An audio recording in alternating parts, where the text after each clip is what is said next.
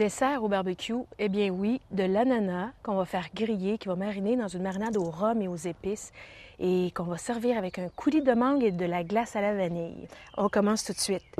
Donc, avec le rhum, une demi-tasse de rhum ambré qu'on mélange tout simplement avec une demi-tasse également de sucre brun et les épices, un quart de cuillère à thé de gingembre moulu, un quart de cuillère à thé de cannelle moulue, et une petite pincée de clous de girofle moulu et piment d'Espelette ou piment de Cayenne. Un petit côté épicé là-dedans, c'est vraiment surprenant et c'est très agréable.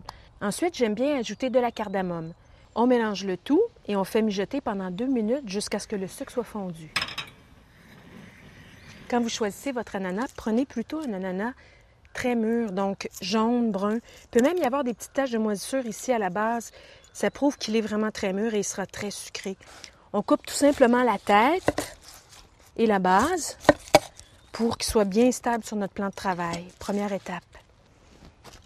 Ensuite, avec le couteau, on va contourner tout le tour pour enlever la peau.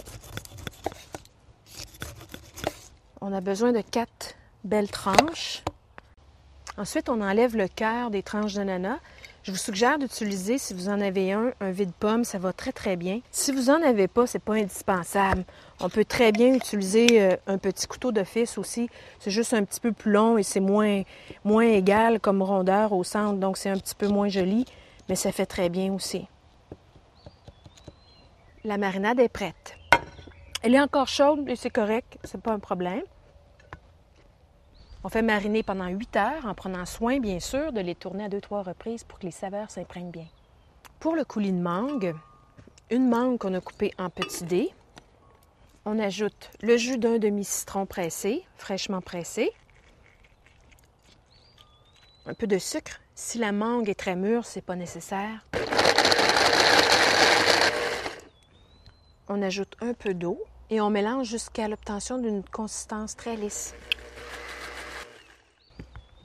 À la toute fin, on ajoute 2 cuillères à soupe de basilic ciselé. C'est ce qui fait vraiment le charme de ce coulis. Après une dizaine de minutes de cuisson, on a tourné 1 ou 2 fois les tranches d'ananas, c'est cuit. C'est encore très chaud et c'est là que c'est bon puisqu'on va y déposer une boule de crème glacée qui va fondre légèrement. Ça va être délicieux. Avec un peu de coulis qu'on a préparé, coulis de mangue au basilic. On peut rajouter un peu de sirop qui a servi la marinade pour l'ananas. On en met un petit filet dans l'assiette. Et la crème glacée. Bon appétit!